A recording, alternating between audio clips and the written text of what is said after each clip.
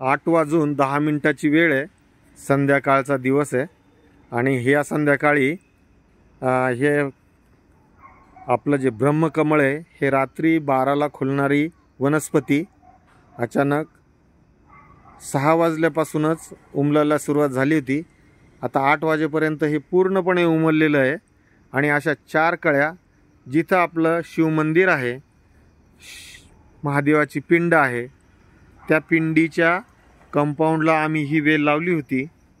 ह्या वेलेला हे फुलं आलेले आहे आणि अचानकपणे 8 वाजता हे पूर्णपणे उमलायच्या याच्यामध्ये मी दुपारी याच कळ्यांचं शूटिंग घेऊन यूट्यूबला एक व्हिडिओ टाकला होता। त्यानंतर आता मी अचानक इथे येऊन बघतोय तर हे 8 वाजता पूर्णपणे फुल उमललं आहे आणि याचा हा व्हिडिओ मी तुम्हाला दाखवत आहे।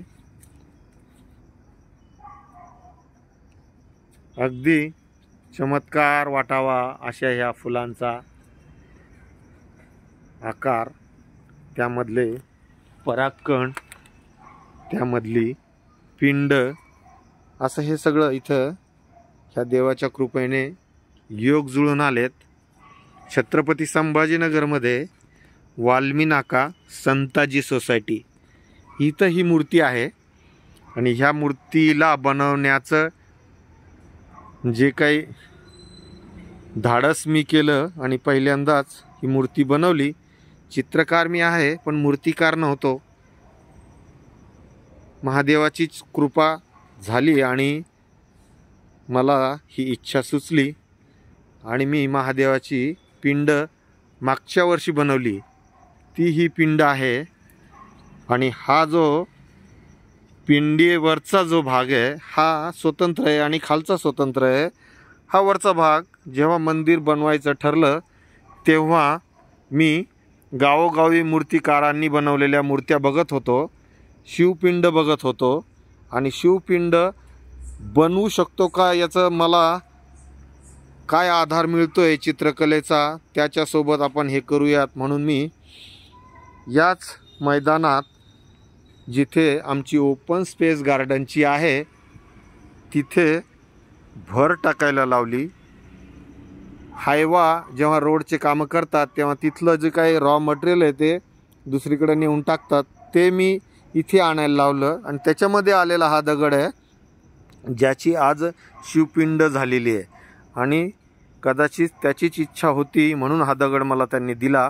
त्याच्यावरती मी 3 महिने काम करत होतो, त्याला गुळगुळीत करावं, त्याला आकार घ्यावा आणि हे करताना जाणवलं की आपण आणखी पुढे थोडी उडी मारायला हरकत नाही। आणि त्याच्या पुढचा भाग होता की एक JCPने उचलून मोठा दगड आणावा आणि त्याचा नंदी करावा, तो इथे आहे। आणि ह्या सगळ्या